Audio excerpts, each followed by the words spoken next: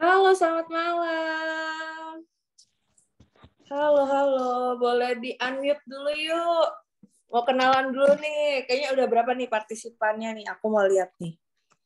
Kayaknya udah lebih dari... Wah, udah sampai 42 orang yang ikut di Zoom hari ini. Boleh dong, ya, mungkin bisa di lewat chat live-nya ya, diinfokan absen dari mana, terus mungkin ada roster ya atau ada coffee shop, boleh diinfokan namanya. Yuk absen yuk. Aku juga mau kenalan nih sama teman-teman. Mungkin ada ya yang dari daerah Goa ada ya. Tadi ada yang sempat absen di Tribe kalau misalkan ada yang join dari daerah Goa, terus ada juga yang dari Cilacap. Hadir Faisal Melenteng Goa. Oh, halo Kak Faisal dari Goa. Wah, jauh banget ya, Kak. Nah, siapa lagi nih? Halo Kak Yongvin dari Sidikalang. Wah, ada Kak Abu Rahman juga nih dari Kopi Gayo Luas ya. Wah, siapa lagi nih? Ayo, aku mau kenalan dong. Dari mana aja nih asalnya?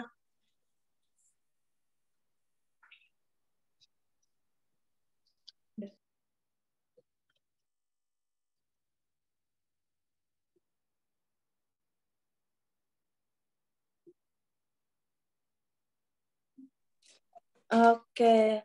Halo Kak Cynthia, mana nih tadi nih? Ada nih. Halo Kak. Kak Mail dari Sinjai, Kak Cynthia dari Tulung Agung, Kak Arif dari Ciamis, terus ada Kak Ibnu juga dari Blitar. Waduh, jauh-jauh banget nih. Ada dari Pekanbaru juga, ada Kak Dimas dari Cung Coffee Roaster Sidoarjo ya Kak. Maaf nih Kak kalau penyebutannya salah. Ada dari Sukabumi juga. Wah, oke. Oke, teman-teman semua, mohon ditunggu sebentar karena kami masih preparation. Jadi ntar kita jam 8 pas kita akan mulai. Oke, sambil menunggu juga nih narasumber kita, Ko Johan dan Ko William sedang preparation juga. Ya, mohon ditunggu sebentar ya. Kita akan berikan.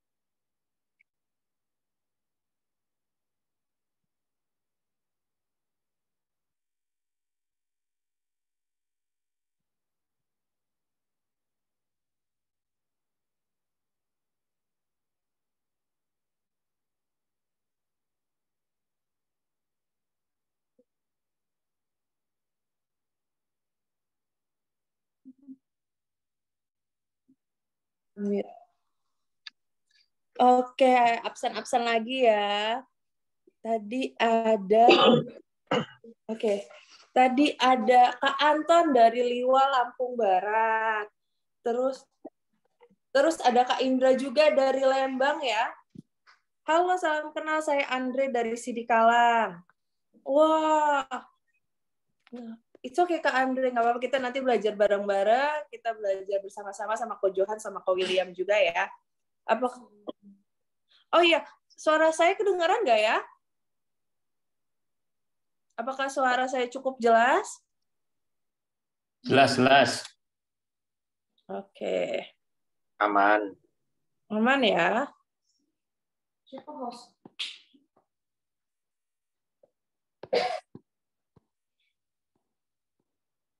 Oke.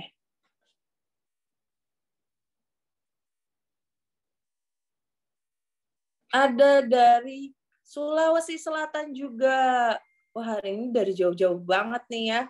Wah, ini ada yang dari daerah Tangerang dan sekitarnya nggak nih? Kalau dari daerah Tangerang dan sekitarnya berarti sama ada satu daerah sama saya nih hari ini. Oke. Sambil menunggu Ko Johan dan Ko William preparation, mungkin oke. Mungkin ada juga nih yang dari Tangerang Selatan. Halo Kak Regia. Banyak banget nih hari ini yang mau belajar bareng, mau tahu tambah ilmu tentang proses pasca panen, tentang pengolahan juga ya.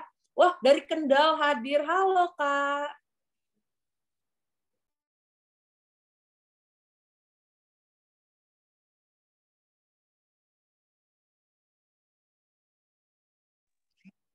Wah, ada juga yang dari Belitung. Wow, hari ini banyak yang dari daerah Medan, daerah Aceh, sama daerah Sukabumi. Nih, tadi kayaknya Sukabumi udah ada 4 orang atau 3 orang nih.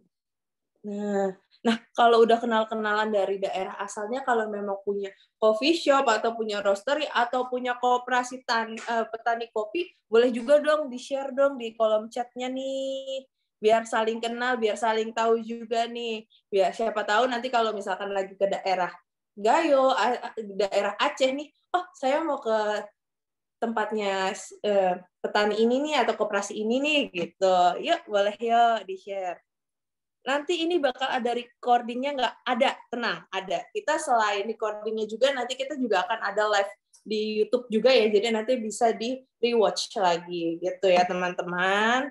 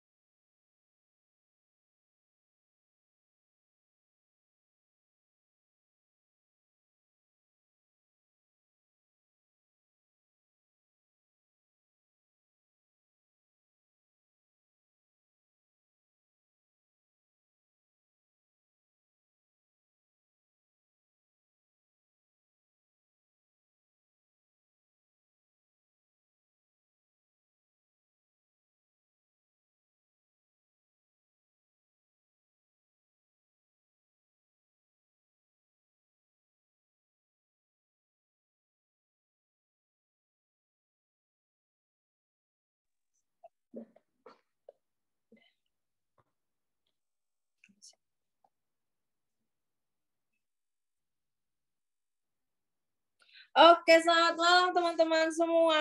Waduh, udah 93 partisipan. Wah, tepuk tangan dulu lah buat kita semua yang hadir hari ini. Nah, hari ini kita akan ngebahas tentang uh, hasil pasca panen kopi. Gimana sih cara pengolahannya, dan terus fermentasinya. Nah, nanti juga kita akan mendatangkan narasumber yang terpercaya tentunya. Itu ada Ko Johan Kue. Nah, Ko Johan Kue ini siapa sih? Kita kenalan dulu ya sebelum lebih lanjut untuk ngobrol-ngobrol bareng. Berarti kalau misalkan mau ngobrol-ngobrol bareng kan harus kenal nih. Jadi kita harus kenalan dulu. Jadi Ko Johan itu adalah ahli kopi yang memiliki pengalaman luas dari hulu ke hilir, bahkan sampai ke proses pasca panen kopi. Nah, beliau juga ini adalah pemilik roster dari Three Beans Coffee Roaster yang ada di Medan.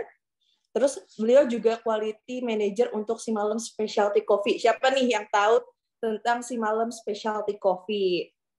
Nah, selain itu juga Ko Johan ini sudah terkenal sebagai seorang CQI Q Arabica grader ya teman-teman, dan juga Q Processing Expert Level 3. Nah, yang dimana beliau ini merupakan pemegang lisensi CQI Q Processing Instructor pertama dan satu-satunya di Indonesia. Keren banget nggak sih? Keren banget Ko Johan. Nah, selain itu juga di sini ada narasumber kita juga ada ada Ko William Edison. Nah, siapa nih yang udah tahu Ko William Edison? Pasti pada nggak asing kan sama Ko William Edison. Nah, kalau di layar saya ini Ko William Edison ada di pas banget di bawah saya nih. Halo Ko William. Oke. Nah, kita kenalan juga nih sama Ko William. Ko William adalah CEO dan founder dari WE Coffee Roaster dan WE Coffee Academy. Nah, beliau sendiri memulai bisnis di industri kopi itu mulai dari tahun 2005. Nah, dari 2005 itu beliau merancang satu mesin sangrai dengan kopi entry level yang dinamakan W600. W600 yang relatif murah pada saat itu. Jadi pada saat itu juga sudah terjual hampir 1.000 mesin lah. 1.000 sampai saat ini sudah hampir 3.000 mesin yang terjual. Dan juga di tahun 2015 akhirnya Ko William ini membuka sarana WE Coffee Academy yang mana beliau bertekad untuk mengedukasi teman-teman di dunia kopi lebih dalam. Nah, tanpa berlama-lama, mungkin aku mau undang nih Ko Johan dan Ko William untuk open kamera dan juga boleh dibantu di unmute ya biar kita kenalan nih. Halo Ko Johan. Halo semuanya. Wah, bagus Kedengaran nggak banget suara nih. saya? Kedengeran kok. Wah, Ko Johan bagus banget nih. Belakangnya langsung langsung tempat proses pasca panen kopi ya. Iya benar. Oke. Halo Ko William. Bagus. Halo. Oke. Nah, Ko Johan dan Selamat Ko malam. William, tanpa berlama-lama mungkin saya langsung kasih aja nih ke Ko Johan yang akan memulai materi pada hari ini. Silakan Ko Johan untuk di-sharing materinya. Ya, kalau untuk bagian saya ntar mungkin lebih banyak ke pertanyaan ya dari sudut pandang seorang roaster itu melihat ataupun fenomena dari sisi processing di kopi terutama di Indonesia. Silakan Pak Johan dulu untuk bisa kasih kita beberapa insight dari sisi processing ataupun dari fermentasi. Oke, saya coba share screen dulu ya. Ah,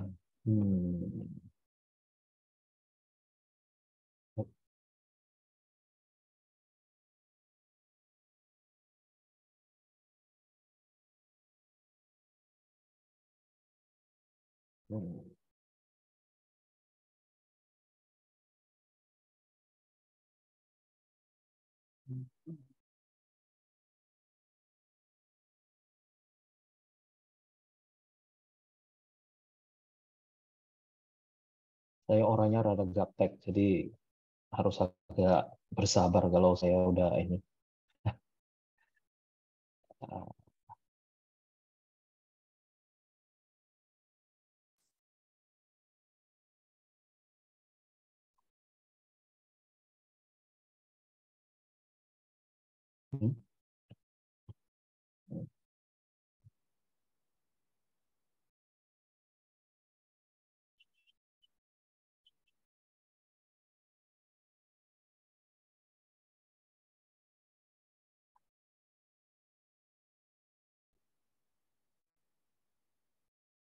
Sebentar ya, teman-teman, cek dulu ada, ini komputer saya nggak memperbolehkan saya share screen pula. Mungkin di settingannya kali ya. Oke, sambil menunggu Ko Johan nih, mau nanya-nanya atau belum boleh ya? Jadi kalau misalkan nanti ada yang mau tanya-tanya lebih lanjut, setelah Ko Johan up materinya, boleh di-share atau boleh diketik di live chat, nanti kita akan bahas di akhir pembahasan. Jadi yang mau nanya-nanya, nanti boleh banget ditaruh di live chatnya pada saat Ko Johan memaparkan materinya, nanti akan kita bahas pada setelah selesai materinya ya Ko Johan, begitu ya? Boleh. Sambil saya present materinya, kalau misalnya ada pertanyaan juga sebenarnya nggak apa-apa sih. Oke, Selagi boleh. masih ingat. Boleh. Kalau misalkan ada yang mau tanya-tanya untuk awal-awal, boleh nih. Ko Johan tidak ada suaranya. Oh, nggak ada suara. Ada ya? Ada. Ko Johan ada suaranya. Mungkin volume teman-teman yang diperbesar lagi mungkin ya. Soalnya Ko Johan suaranya jelas banget di saya. Sambil saya melihat ada kopi-kopi terpapar di belakang Ko Johan. Ini gimana ya cara share ya? Oke.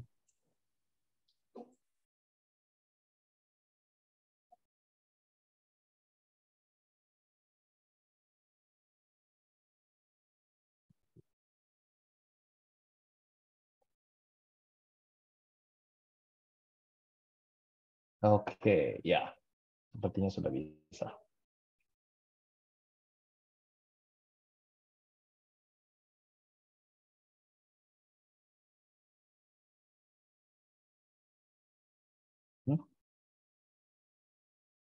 Oh, bisa ya.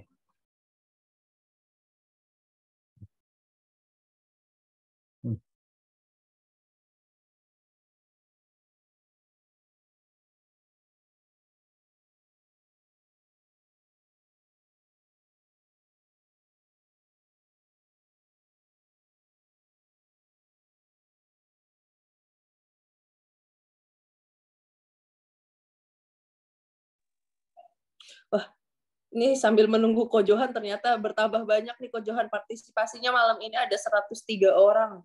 Luar biasa. Ya. Antusias teman-teman untuk belajar proses pasca panen. Wah, keren. Tadi ini udah pada absen nih kok. Tadi ada yang dari daerah Sukabumi, ada yang dari daerah Aceh juga, udah ada dari yang daerah Belitung, terus daerah Medan juga. Oh.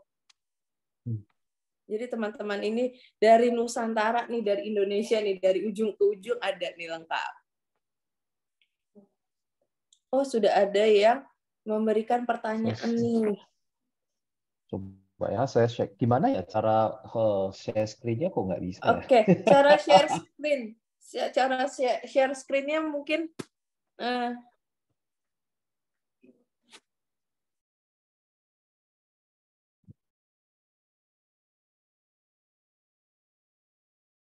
Oke,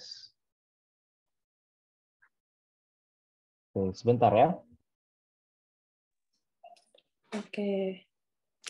Nah. Oke. Kok video call gimana? Biar aku kasih tahu cara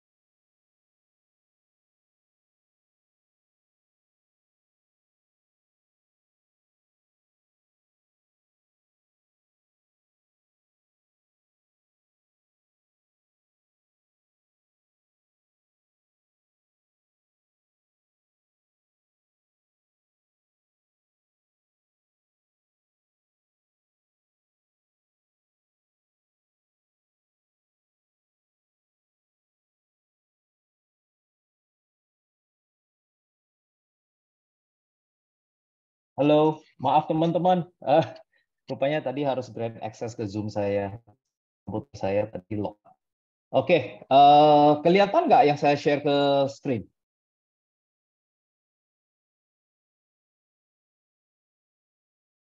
Kelihatan ya?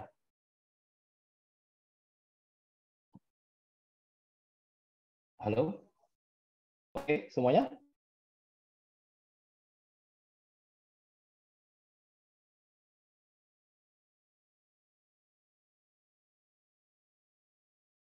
Oke, kok sudah kelihatan kok untuk share screen-nya sudah kelihatan, sudah aman kok. Suaranya Sudah juga aman sudah ya? jelas ya, teman-teman?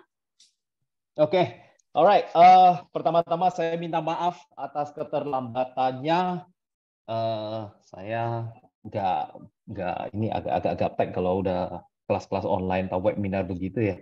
Oke, jadi selamat malam semuanya. Selamat datang di webinar yang diselenggarakan oleh William Edison Coffee Academy.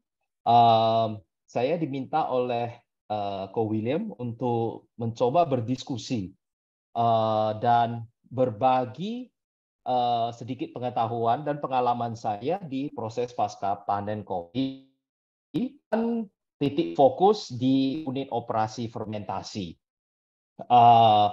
Saya terus terang biasanya tidak suka pakai kata mengajar ya, karena saya sendiri juga masih belajar gitu. Jadi yang saya harapkan dari webinar kali ini itu malah lebih condong ke sharing session.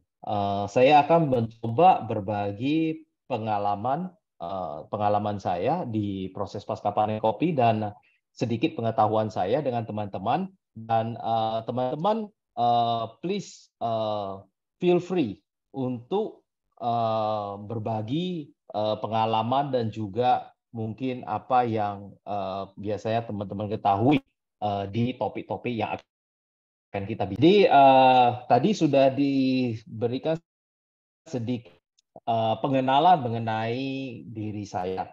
Jadi, oke, nama lengkap Johan Kui. Oke, saya pemilik Three Beans Coffee Roasters. Saya mulai roastery ini di tahun 2015. Jadi pertama kali saya berkecimpung di dunia kopi itu adalah sebagai seorang roaster. Jadi ceritanya bagaimana kok bisa malah sekarang jadi prosesor ya. Agak memang takdir ya. Jadi sebagai seorang roaster itu pasti bagi teman-teman yang roaster itu pasti suka mau coba sourcing green bean sendiri. Gitu. Dan kebetulan karena posisi saya itu di Medan, yang kebetulan sangat dekat dengan daerah penghasil kopi. Daerah penghasil kopi terdekat dari kota Medan itu teman-teman tahu ya, di daerah Brastagi. Hanya kurang lebih sekitar 1,5 jam dari kota Medan. Jadi saya mencoba sourcing green beans sendiri. Alasan utamanya awalnya itu adalah supaya mudah-mudahan bisa mendapatkan green bean dengan harga lebih murah. Ya, jadi terus terang sebenarnya bukan untuk saya mau nyari bean yang spesial rasanya atau gimana, enggak. Saya mau bean yang lebih murah. Karena selama ini saya kan belinya itu dari middleman gitu ya. Kirain kalau misalnya saya beli langsung dari ke petani bisa lebih murah. Jadi saya mulailah adventure saya itu sourcing kopi ke daerah Karo, Kabupaten Karo. Saya datangin petani-petani, lalu saya tanyain, Pak ada natural proses nggak? Pak ada wet hull atau giling basah? Saat itu saya masih memanggilnya sebagai semi wash. Ada semi wash nggak Pak gitu loh. Jadi pendek cerita itu saya mulai bertanya, Pak ini bagaimana ya cara proses kopinya ini loh. Jadi yang saya dapatkan itu mengapa setiap memiliki cara yang berbeda-beda dalam memproses kopi dengan proses pasca panen yang sama. Jadi saya menjadi sedikit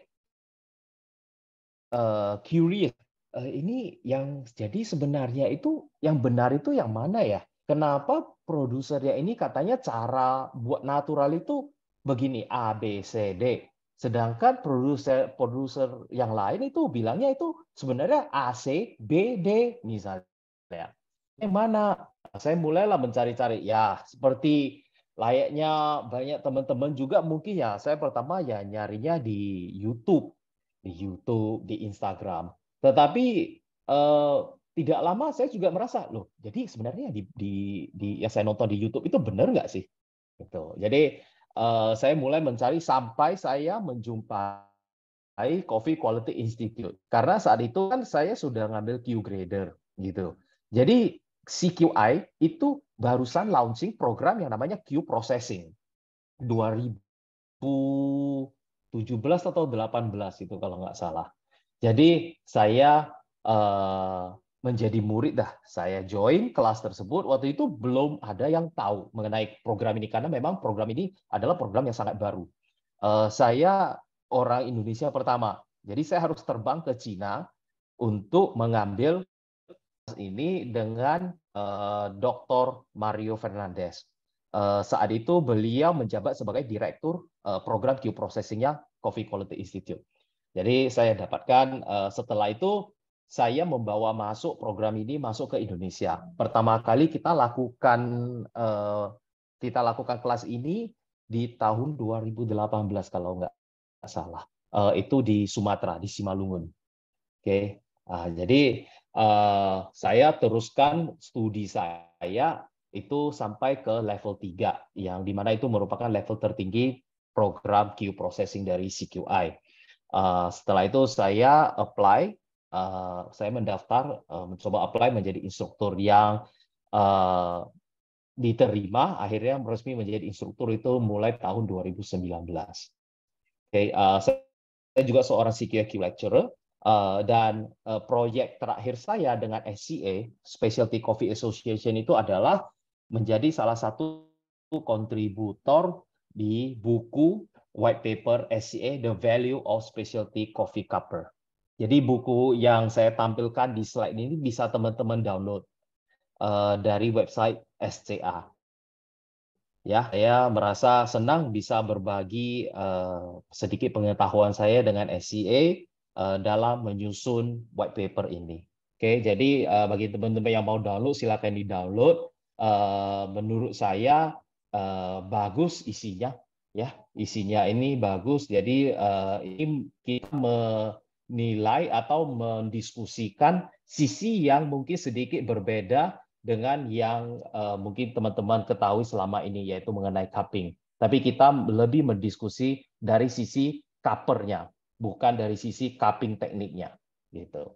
Oke. So, sebelum kita mulai, seperti saya katakan, kita akan lebih fokus untuk webinar kali ini pada unit operasi fermentasi di proses pasca panen kopi. Nah, teman-teman merasa apa sih fermentasi itu? Kenapa kita senang dan suka menggunakan istilah-istilah yang dipakai di fermentasi itu untuk menjual kopi kita, gitu loh. Ya, mungkin udah sering teman-teman lihat itu produser maupun roaster itu suka menggunakan terminologi fermentasi untuk mencoba meningkatkan nilai jual, terkadang nilai jual dari kopi mereka. Sebenarnya fermentasi menurut saya itu adalah salah satu unit operasi yang paling kompleks di proses pasca panen kopi. Paling kompleks. Kenapa? Karena kalau kita pilih dari simpelnya itu fermentasi ya untuk melunturkan lendir kopi. Kalau kita sebagai produser, ya tujuan fungsionalnya itu. Tapi jika teman-teman perhatikan gambar di sebelah kanan slide ini, karena yang kelihatannya seperti mungkin seperti panel elektronik ya kali ya, seperti panel elektronik. Itu sebenarnya adalah diagram metabolic pathway atau jalur metabolisme. Jadi ketika kita berbicara mengenai fermentasi, kita berbicara mengenai metabolisme. Metabolisme siapa? Metabolismenya mikrobes. Oke, jadi titik-titik yang di diagram yang teman-teman lihat di depan itu melambangkan komponen-komponen organik, compound, ya. Dan garis-garis itu melambangkan pathway-nya, reaksinya. Jadi coba perhatikan, compound yang direaksikan akan memiliki reaksi yang berbeda-beda. Oke, jadi ini hanya merupakan salah satu metabolisme. Oke, ya, metabolisme microbes, fermentasi ini, metabolic pathway. Jadi bisa teman-teman lihat, mungkin melihat diagram ini aja mumet gitu ya. Tapi inilah sebenarnya adalah dasar ide dari apa fermentasi itu. Ya, jadi fermentasi itu bukan dua hal yang sangat simple dari titik A ke titik B. Oh, saya kalau buat ini pasti hasilnya begini. No. Di antara A dan B itu banyak sekali yang terjadi. Oke, bukan hanya saya akan menambahkan ini enzim ini misalnya, atau saya akan menambahkan ini di A, oh hasilnya pasti akan B. Akan banyak sekali reaksi-reaksi kimia yang terjadi. Oke, itu namanya metabolic pathway dan itu adalah salah satu bagian dari fermentasi. Oke, jadi kalau kita perhatikan apa sih definisi fermentasi menurut kamus? Oke, kalau menurut kamus, fermentasi itu adalah pemecahan katalis enzim secara anaerobik akan komponen berenergi tinggi seperti karbohidrat menjadi CO2 dan alkohol atau senyawa asam. Oke, oleh mikroorganisme seperti bakteri atau ragi yang terjadi secara alami. Oke, biasanya digunakan dalam produksi makanan, minuman beralkohol, dan obat-obatan. Oke, jadi saat kita berbicara mengenai metabolisme mikrobes, kita bisa kategorikan menjadi dua, anabolik dan katabolik. Oke, dan untuk webinar kali ini supaya teman-teman itu nggak sampai mengantuk ketiduran ya, kita akan hanya fokus di satu, yaitu kita akan hanya bicara mengenai katabolik pathway di mana terjadi pelepasan energi. Oke, katabolik pathway itu katabolis artinya pemecahan. Jadi satu unsur yang dipecahkan menjadi dua. Oke, kalau anabolik itu adalah dia menghasilkan unsur. Oke, jadi fermentasi itu adalah katabolik pathway. Dan katabolik pathway sendiri ini bisa dibagi dua lagi, aerobik dan anaerobik. Nah, ini yang mungkin kita sering dengarkan. Oh, ini fermentasi aerobik, ini fermentasi anaerobik. Oke, jadi sebenarnya kita tahu aerobik itu artinya menggunakan udara, anaerobik itu tanpa udara. Oke, jadi aerobik itu technically sebenarnya lebih tepatnya itu dipanggil sebagai selular respirasi. Itu yang terjadi. Oke. Nah, jadi saat kita berbicara fermentasi, bagi teman-teman yang sudah punya pengalaman proses kopi, oke, saat teman-teman baru mulai proses kopi, mulai misalnya kita kupas kulit kopinya dan kita mulai rendam di air. Oke, gabah yang masih berlendir itu kita rendam di air ataupun kita biarkan di dalam ember. Oke, saat Anda baru mulai lakukan itu, tidak ada yang terjadi. Oke, Anda kalau jadi teman-teman itu lihat tuh, nggak ada yang terjadi ya, barusan di pulping udah dibiarin aja. Kita biarkan 24 jam biasanya. Kenapa harus dibiarkan 24 jam? Karena dalam 24 jam itu akan ada fase-fase yang terjadi dalam proses fermentasi tersebut. Oke, jadi bisa dibagi dalam 4 fase saat kita berbicara fermentasi. Fase pertama itu adalah namanya fase lag. Fase lag itu adalah saat kita baru memulai proses fermentasi dan mikroorganisme itu masih dalam tahap penyesuaian dengan keadaan. Oke, jadi bisa analoginya itu misalnya teman-teman yang barusan pindah ke daerah lain atau pindah ke kompleks perumahan baru, gitu ya, masih penyesuaian di sana, ya belum terjadi apa-apa. Jadi tidak ada perubahan dalam jumlah sel dan waktu lag fase lag ini bisa memakan waktu beberapa jam hingga beberapa hari. Jadi tergantung dari atmosfer, ya, tergantung dari kondisi sekitarnya. Oke. Lalu yang kedua itu fase log. Fase log itu adalah fase di mana pertumbuhan yang sangat cepat.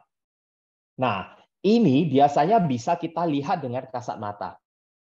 Ya, jadi kalau kita mulai proses kopi, itu kita mulai, oh sudah banyak ya buih-buihnya, gelembung-gelembung udaranya di atas air. Oke, itu adalah CO2, salah satu byproduct dari fermentasi.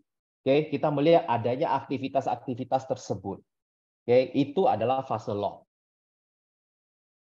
Ya, yang ketiga adalah fase stationary. Stationary itu di mana pertumbuhan sel baru terjadi, tetapi juga sebagian sel itu mati.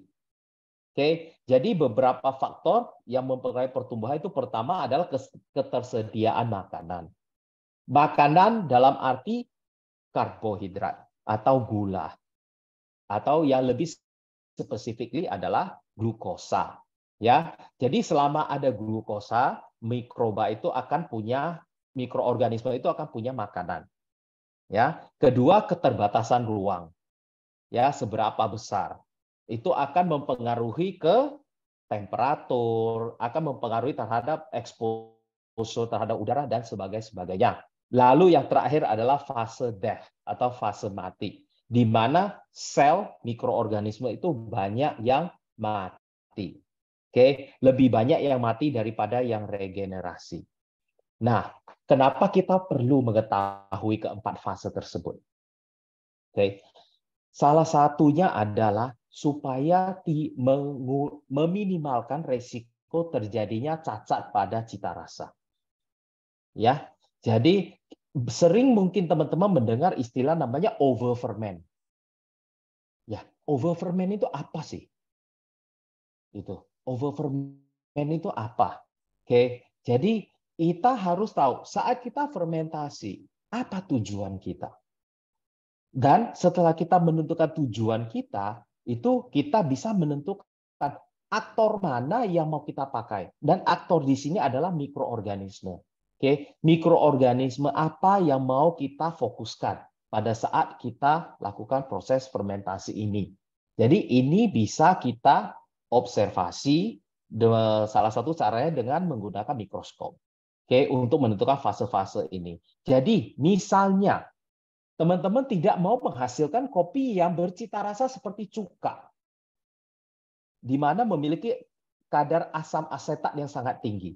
Berarti teman-teman mau usahakan supaya ada minimal populasi bakteri asam asetat. Oke, jadi itu yang harus kita ketahui. Jadi kita harus pertama mengetahui tujuan, kita harus mengetahui berapa lama, dan juga kita harus mengetahui mikroorganisme apa yang kita maui. Oke, jadi pada dasarnya itu fermentasi ada dua.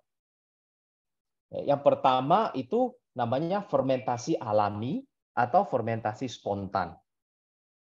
Yang kedua itu fermentasi buatan.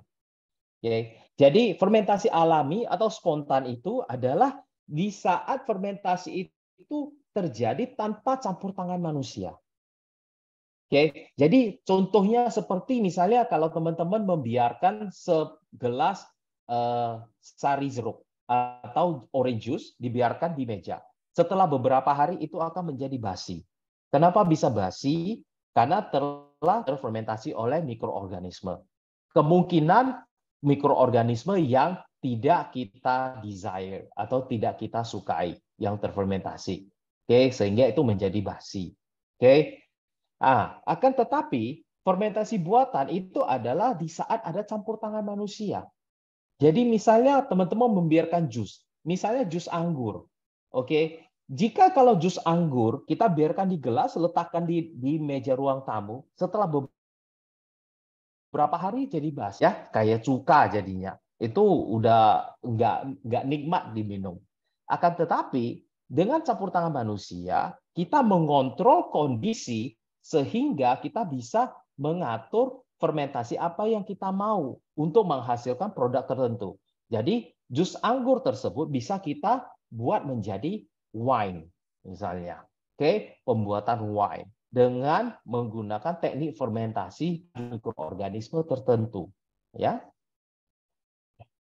Nah, saat kita fermentasi kopi, itu yang kita fermentasi ataupun substrat yang kita gunakan untuk fermentasi itu adalah sebenarnya bagian lendir kopi tersebut. Kenapa? Karena di dalam bagian lendir tersebut itu mengandung gula. Oke, gula itu adalah substrat atau makanan para mikroorganisme. Nah, jadi misalnya teman-teman menggunakan gabah yang telah dicuci bersih, oke, dan mau coba memfermentasi, itu sudah hampir tidak bisa. Karena apa? Sudah tidak ada substrat yang tersedia. Jadi kalau tidak ada substrat atau tidak ada makanan, mikroorganisme itu tidak akan datang dan bekerja. Oke. Jadi itu sebabnya kenapa setelah fermentasi lendir kopi itu mudah dicuci karena terjadi likuidasi, ya, terjadi pemecahan, oke, pektin tersebut, pektin yang terkandung di lendir kopi tersebut, oke. Nah, pada saat proses fermentasi, keasaman kopi itu akan meningkat. Kita semua tahu biasanya setelah 1-2 hari, tergantung metode fermentasi yang teman-teman lakukan, itu biasanya teman-teman bisa mencium aroma-aroma tertentu. Saya kasih contoh. Misalnya saat teman-teman melakukan proses fermentasi kering, di mana gabah yang barusan dikupas, kulitnya itu teman-teman biarkan di dalam ember, oke, tanpa tambahan air. Ya, itu setelah mungkin 1-2 hari, kalau teman-teman cium mungkin akan tercium seperti bau pisang. Oke, seperti bau pisang. Itu bukan berarti tetangga teman-teman itu masukin pisang, tidak.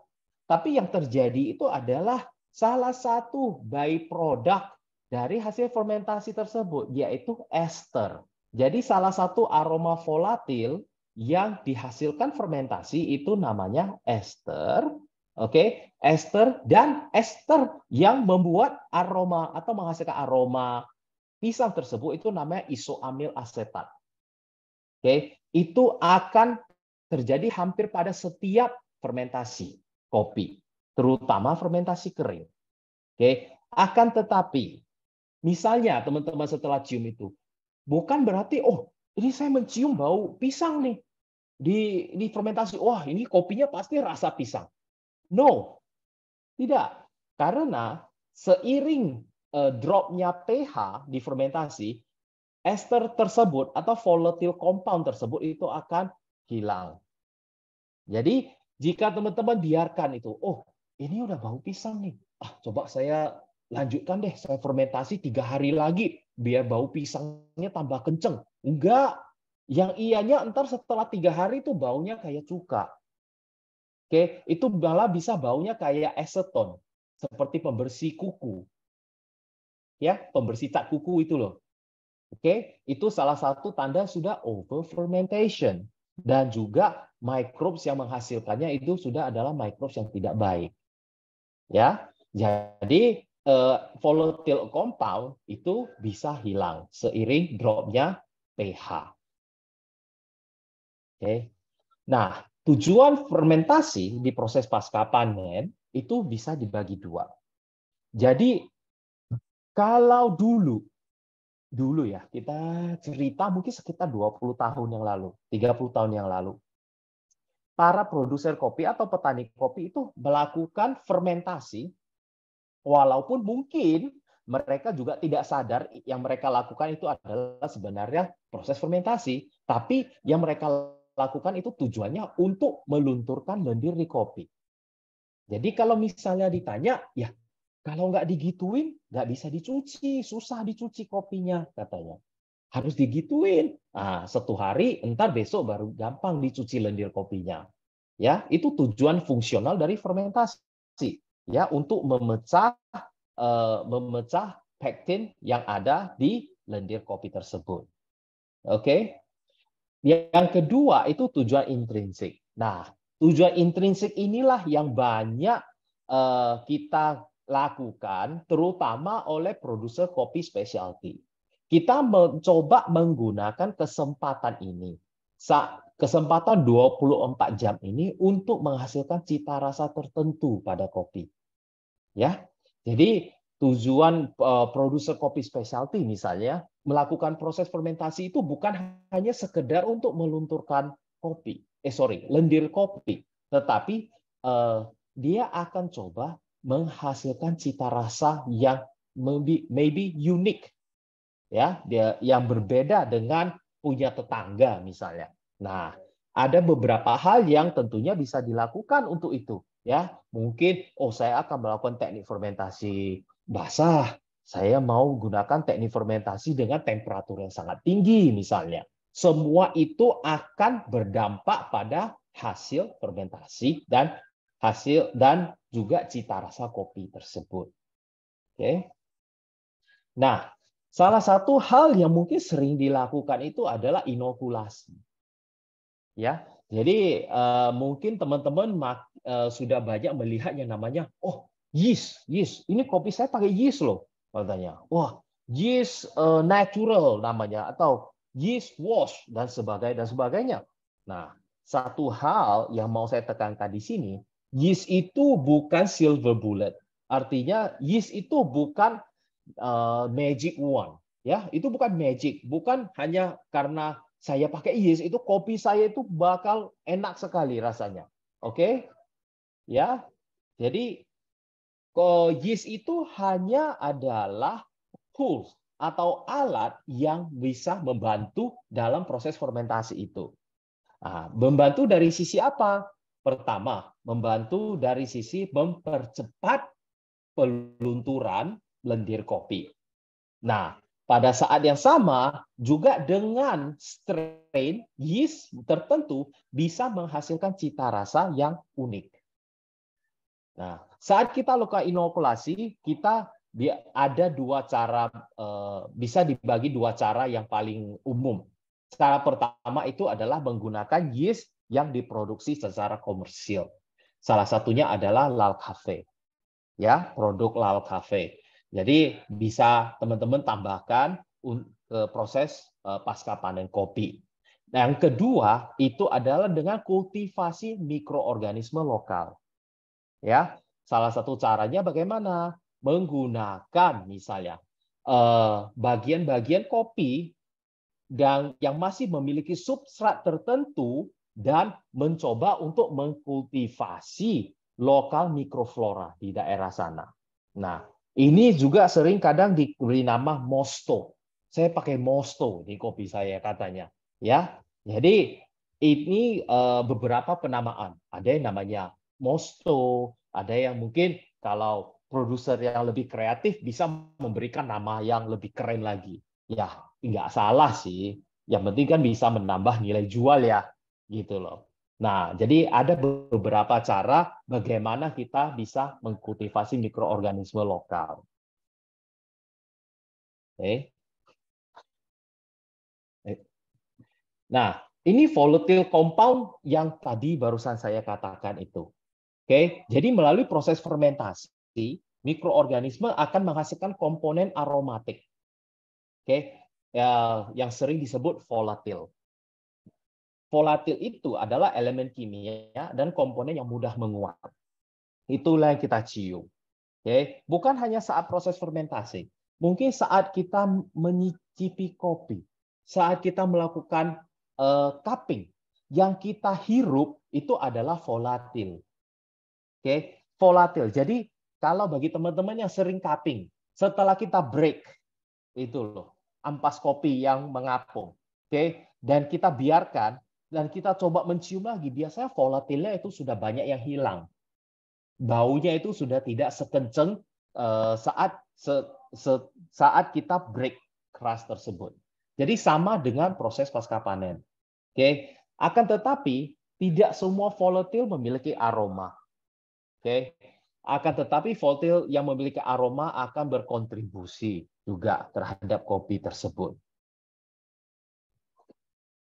Oke, jadi apa yang terjadi saat fermentasi? Yang pertama itu adalah populasi mikroba yang meningkat karena berkembang biak, ya, karena masih ada substrat. Jadi ingat 4 fase fermentasi. Populasi mikroba meningkat itu adalah pada fase apa? Fase log atau fase kedua, ya.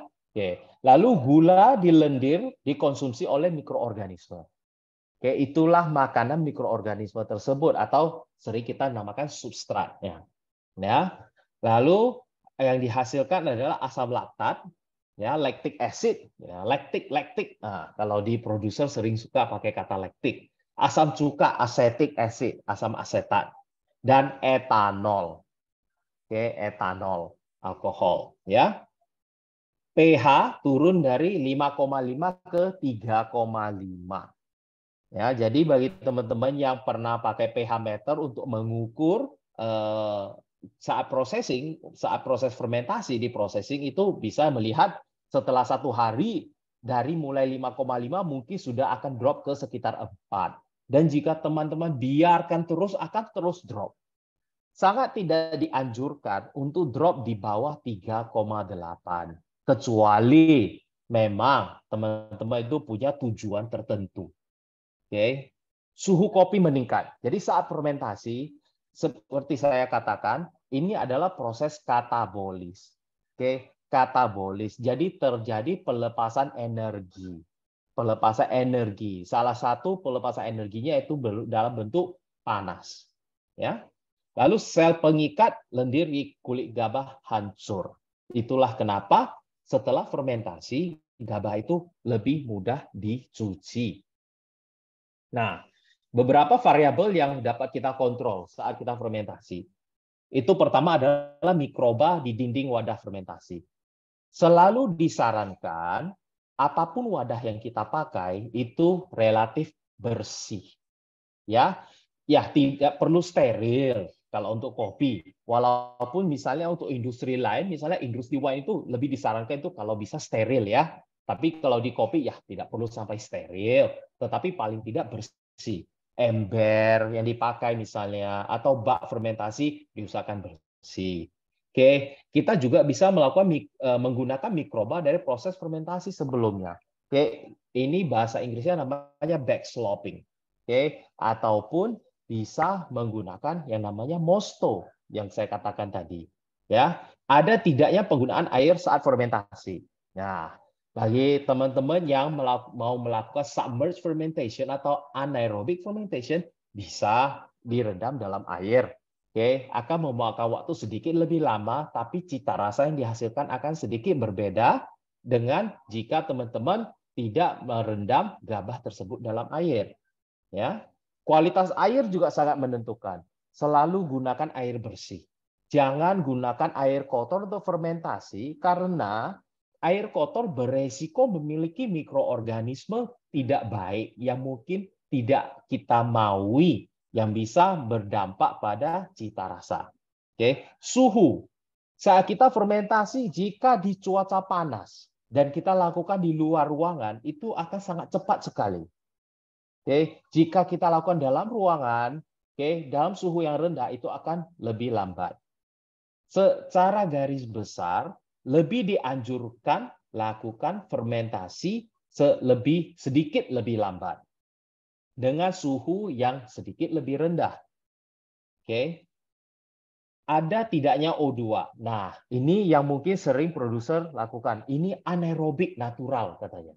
Ya, yang dimaksud anaerobik natural itu mungkin adalah ceri kopinya itu dibekap sehingga tidak terekspos udara. Gitu loh. Nah, itu anaerobik. Dan ya, anaerobic fermentation itu adalah metode yang lebih disarankan dibandingkan dengan aerobik.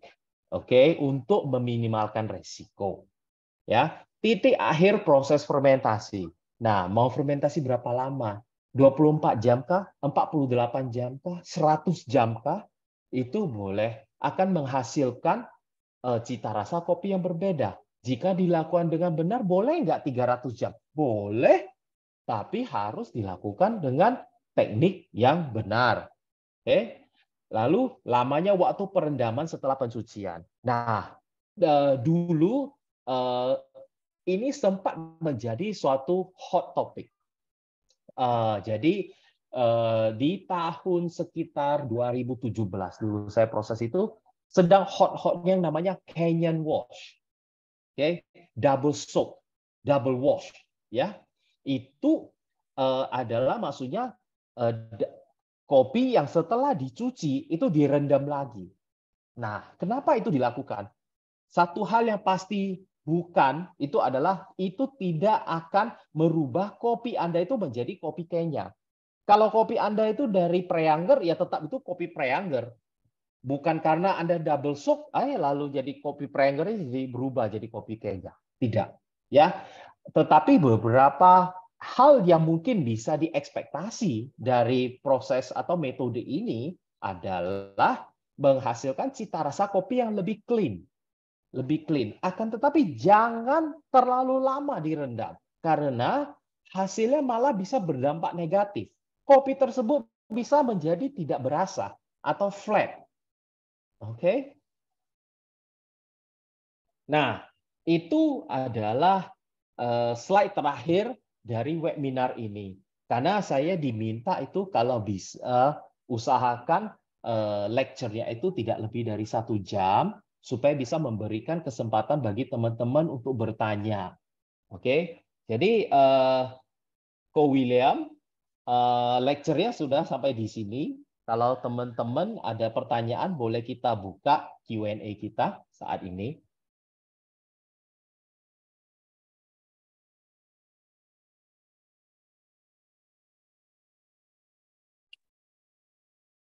Oke, tadi udah beberapa yang udah tanya di kolom komentar. Mungkin bisa mulai dari yang paling atas dulu. Oke, coba silakan di Bentar ya, saya tanyain.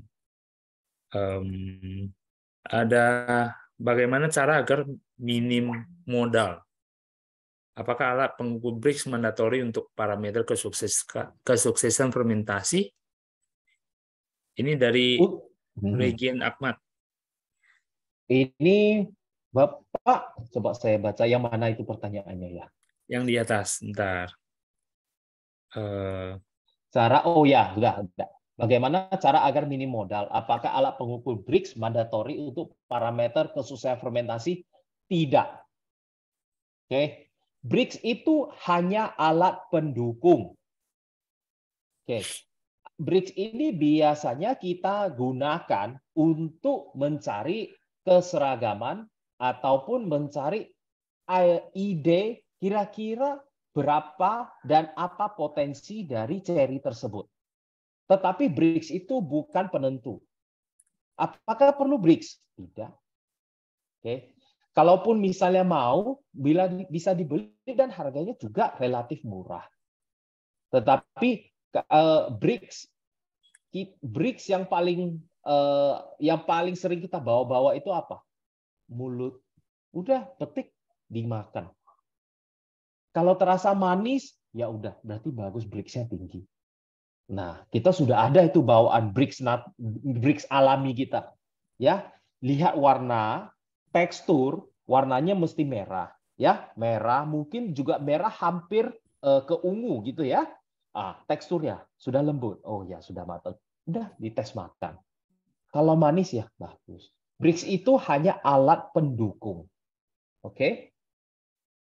Nah, kita lanjut ke pertanyaan kedua. Parameter sukses gagal fermentasi apa saja? Wah, kalau ini pertanyaannya bisa seharian. Jadi, mau kita bicara diskusikan parameter dari sisi mana dulu? Apakah slow dry selalu terbentuk moldy? Nah, ini juga. Jadi, slow dry dengan humidity atau tingkat kelembapan yang benar, dan juga temperatur yang benar itu tidak akan menghasilkan moldy. Apakah moldy acceptable? Ya, tidak. Tidak. Kenapa? Karena moldy ataupun jamur yang terjadi itu berpotensi, tidak semua ya, tapi berpotensi bisa menghasilkan mycotoxin atau racun. Ya, jadi saya nggak tahu sih, teman-teman pernah terminum, ya pasti nggak sengaja, secara nggak sengaja terminum kopi moldy nggak? Setelah minum itu mules, ya, waduh, mules saya. Biasanya enggak, tapi ini mules pertama. Kedua, itu adalah mungkin, maaf ya, muntah. Nah, tapi kan di roasting, Pak, nggak apa-apa. Okratoxin A itu bisa bertahan sampai 280 derajat Celcius. Nah, kita ngerosting sampai 280 derajat Celcius nggak? Nah, itu Ko William pasti bisa menjawab itu sebagai seorang roaster. Saya nggak tahu sih apa jadinya kopi itu kalau saya roast sampai 280 derajat Celcius. Udah terbakar, Iya, kopinya itu. terbakar. Nggak bisa. Oke. Oke, lanjut. Yang dari Cynthia Subagio. Apakah proses full wash selalu menghasilkan beans yang konsisten? Lebih konsisten, relatif lebih konsisten. Karena apalagi jika kita lakukan submerged fermentation, itu buffernya itu lebih besar. Oke, jadi margin of error-nya itu lebih besar, ya, dari sisi fisik dan kenampakan beans. Of course, ini dengan catatan jika kita melakukan proses pengeringan secara benar, ya, dan keseragaman hasil roasting maupun flavor yang dihasilkan. Ya, jadi jika kita melakukan kontrol parameter di saat processing, itu mudah-mudahan kopi proses full wash itu akan relatif lebih konsisten dibandingkan dengan misalnya natural. Ya, betul. Flavor ya. Ya. Jadi kalau processing udah dilakukan dengan baik akan sangat memudahkan kerjaan seorang roaster. Oke, kalau boleh beri saran, bisakah sekalian di-share marketing proses pasca panennya? Marketing. Bukan, mungkin artinya apa namanya, cara proses pasca panen ya. Marketing proses. Materi. Ya, ini mungkin maksudnya adalah materi proses kopi pasca panen. Kayaknya kita nggak akan bisa masuk ke sini terlalu jauh untuk materi proses kopi pasca panen. Kira-kira gitu. Nah, oke, kita next saja. Ada yang inokulasi, fase light, apakah bisa dimulai sebelum kopi dimasukkan ke drum? Misalkan -1 mata ceri. Oke. Sebenarnya fase light dan inokulasi adalah dua hal yang berbeda ya. Jadi saat kita lakukan inokulasi akan tetap terjadi fase light. Oke. Jadi misalnya teman-teman baru mulai fermentasi ini, lalu masukkan yeast, ya. Coba langsung perhatikan, nggak akan ada yang terjadi. Setidaknya untuk minimal setengah jam ke depan itu kalau kita pelototin terus itu nggak akan ada yang berubah, gitu loh.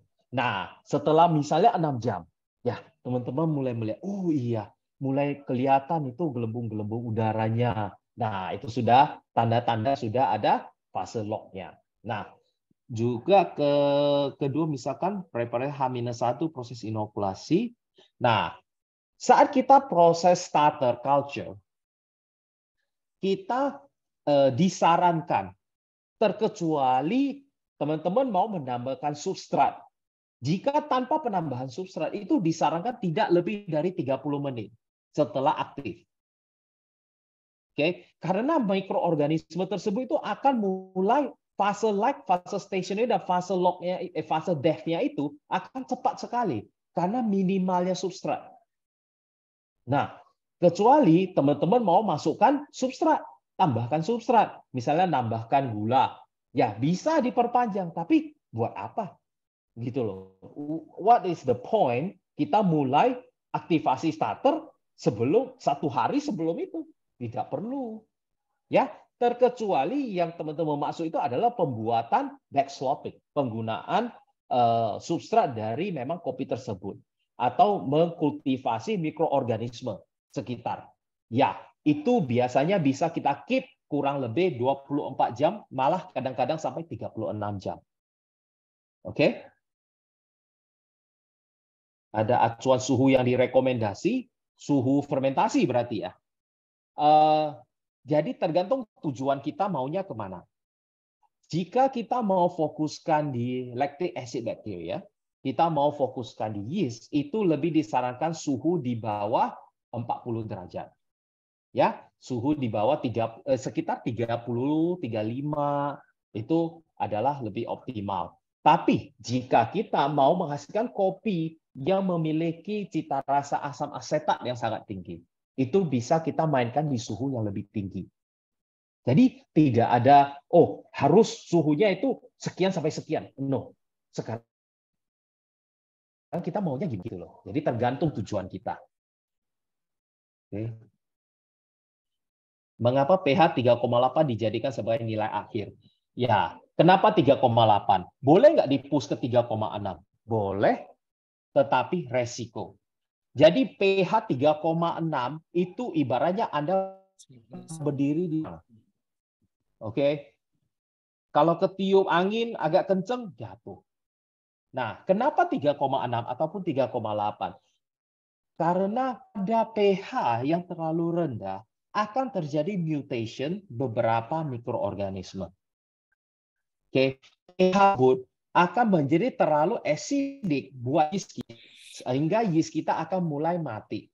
Dan beberapa mikroorganisme seperti acetic acid bacteria itu hanya karena mungkin teman-teman bilang, ya udah, tapi saya buat aja anaerobik. Kan acetic acid bacteria kan aerobik. No, acetic acid bacteria itu bisa mutate menjadi anaerobik di saat pH terlalu rendah. Oke? Jadi kita tidak mau, karena itu sudah banyak yeast yang mati. Yang kita mau bekerja, fermentasi itu sebagian besar itu adalah yeast Saccharomyces cerevisiae. Adakah tabel pengamatan suhu dengan peningkatan suhu dalam proses fermentasi? Nah, tidak ada tabel. Karena apa? Karena itu juga tergantung dari mass. Seberapa besar wadah Anda. Kalau wadah fermentasi yang bulat versus fermentasinya kalau persegi panjang, itu juga suhunya. Oke, seberapa banyak? Fermentasi gabah 50 kilo versus fermentasi gabah 500 kilo. Itu akan menghasilkan temperatur yang berbeda. Oke, dan apakah peralihan aktivitas mikroba pada saat peningkatan suhu? Ya, ada. Oke, jadi itu adalah salah satu hal yang harus kita perhatikan. Ya, jadi bukan hanya ukuran wadah, bentuk wadah juga mempengaruhi. Oke. Berapa waktu ideal setelah pencucian? Saya jika lakukan double soak itu tidak pernah saya lakukan lebih dari 24 jam. Oke, karena raw material yang saya pakai itu adalah sigara rutang yang biasa dari tanah karo yang memang dasar densitasnya itu sudah rendah. Gitu loh. Jadi kalau saya rendam terlalu lama, itu akan lebih meningkatkan resiko terjadinya pelunturan komponen dari green bean saya. Alhasil green bean saya menjadi lebih ringan. Ya, rugi dong. Gitu loh. Oke. Oke, nah ini pertanyaan banyak banget. Saya lihat kayaknya nggak akan mungkin bisa dijawab semuanya di sini. Saran saya ntar kita akan beralih ke dalam grup discussion yang udah kita bentuk di Tribelio. Jadi teman-teman yang punya pertanyaan ataupun ada ada pengalaman, mungkin bisa juga share di dalam sehingga bisa didiskusikan akan lebih maksimal ya. Berhubung waktu kita juga sangat terbatas. Nah, ini ada beberapa pertanyaan yang mungkin bisa kita jawab dalam hari ini. Ini yang cukup dasar, tapi saya rasa juga cukup penting. Itu ada pertanyaan perbedaan yang mendasar dari semi wash dengan full wash untuk meluruskan. Oh, oke. Semi wash versus full wash. Full wash itu setelah kita pulping, setelah kita kupas kulit buah, itu kita melalui proses fermentasi kita lunturkan lendir kopi. Baik itu melalui proses fermentasi kering maupun basah. Tapi kita melalui proses fermentasi untuk melunturkan lendir kopi dan mencuci. Oke, coffee wash itu adalah lepas buah kopi, itu lendirnya dilepaskan secara mekanis atau secara paksa untuk meminimalkan fermentasi. Itu semi wash. Oke. Semi wash maupun full wash itu bisa kita either giling basah atau giling kering. Jadi tidak semua giling basah itu semi wash. Giling basah itu bisa full wash Pak? Ya bisa. Nah, giling kering atau mungkin sebagian teman tuh namanya kering gading ya kali ya. Nah, bisa nggak itu dijadikan semi wash? Bisa juga. Gitu. Oke. Nextnya itu pasca panen semi wash apakah tetap melalui fase fermentasi? Tidak. Secara teknis proses semi wash itu meminimalkan fermentasi. Oke. Bagaimana menghindari terjadinya fermentasi yang berlebihan yang menyebabkan rasa aneh pada kopi? Nah, ini mungkin harus lebih spesifik ya, rasa aneh seperti apa? Rasa aneh, cacat rasa, atau hanya sekedar asam seperti cuka. Anehnya itu apa? Kalau misalnya cacat rasa, misalnya seperti bau aceton, itu ya udah jelas-jelas itu over ferment.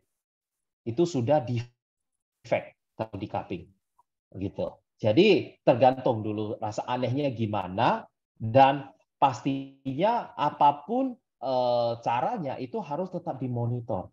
Ya, apapun outcome yang kita maui, itu proses fermentasi harus tetap kita monitor. Oke, pertanyaan terakhir aja. Apakah jenis ragi atau yeast tertentu bisa mengeluarkan taste note atau aroma tertentu ketika digunakan untuk fermentasi? Ya, benar. Jadi strain tertentu dengan spesies yang sama, Saccharomyces cerevisiae, itu yang paling sering kita gunakan. Strain yang berbeda itu kalau kita tilik itu memiliki tangga DNA beda. Dengan memiliki tangga DNA yang berbeda, itu reaksi mereka terhadap pH itu juga akan berbeda. Nah, ingat seperti slide pertama, kayak metabolic pathway, ya, jadi itu kompleks sekali yang terjadi. Ya, jadi secara teori benar dengan strain yang berbeda bisa berpotensi menghasilkan Kak profil yang berbeda. Oke. Ini pertanyaannya masih banyak banget. Jadi kita seperti saran saya tadi, ntar dipindahkan ke forum ya, biar diskusinya bisa ada, yang lain juga bisa ikut membaca. Karena ini kan waktunya juga sangat mepet ya, gitu kira-kira. Saya kembalikan ke moderator. Oke, terima kasih untuk Ko Johan dan Ko William atas sesi sharingnya. Gimana nih teman-teman? Pasti teman-teman banyak belajar tadi, banyak juga mendapat sharing-sharing dan materi-materi dari Ko Johan. Nah, oh ya betul banget tadi ada Ko Will juga info kalau karena pertanyaannya banyak banget nih, kita belum bisa jawab satu-satu. Nanti mungkin yang pertanyaannya belum terjawab sama Ko Johan dan sama Ko William itu bisa di-sharing di Tribe atau Tribelio yang tadi kita share. Jadi, oke. Jadi tadi kan teman-teman dapat link Zoom-nya itu dari si Tribelio atau Tribe kita. Nah, teman-teman bisa nanti share pertanyaannya yang belum terjawab di situ. Nanti kita akan bahas, kita akan diskusi bareng ya Ko Will dan Ko Johan. Kita akan bahas langsung, kita akan bersama-sama diskusi juga bersama-sama membahasnya gitu. Oh iya, sekalian untuk informasi nih, karena mungkin dari teman-teman materi terus pengen gimana nih kalau prakteknya, kalau langsung terjun nih ke pelatihan pengolahannya pasca panen ya, Ko Will dan Ko Johan. Nah, ini dari WE Coffee Academy sendiri akan mengadakan kelas proses intro fermentasi itu di Bandung, tepatnya di Ciwidey, bekerja sama dengan Grafarm di tanggal 5 sampai 9 Agustus. Jadi teman-teman nanti yang mau info detailnya bisa banget cek di Instagram kita di williamadison.coffee. Nah, nanti di Instagram kita itu sudah lengkap banget infonya, nanti bisa di cek infonya di situ atau langsung hubungi ke tim kita yang ada di linknya itu. Oke, teman-teman, terima kasih banyak atas partisipasinya pada hari ini. Sebelum kita akhiri, mungkin kita mau foto bareng dulu kali ya. Perlu kita abadikan karena ini 100 orang lebih nih. Luar biasa banget pada hari ini. Boleh teman-teman yang teman-teman yang kameranya masih ditutup, kita buka kamera, kita foto bareng. Wah, udah ada yang bergaya. Aku belum bergaya. Oke, boleh. Oke. Yuk yang belum dibuka kameranya, boleh banget dibuka kameranya. Kita mau foto bareng ya. Ready ya? 1, 2, 3. Sekali lagi ya teman-teman. Ayo, ada yang belum dibuka kameranya. Yuk, 1, 2, 3. Oke. Sekali lagi ya, Kak. Ada yang belum kebuka lagi nih kameranya nih. Aku kan mau lihat nih muka-mukanya. Sekali lagi ya. 1, 2, 3. Oke, terima kasih banget teman-teman udah berpartisipasi pada acara hari ini. Semoga sehat selalu. Jangan lupa juga kalau tadi ada yang story-story bisa langsung di-tag di IG kita ya. Terima kasih, sampai jumpa. Dadah. Terima kasih semuanya.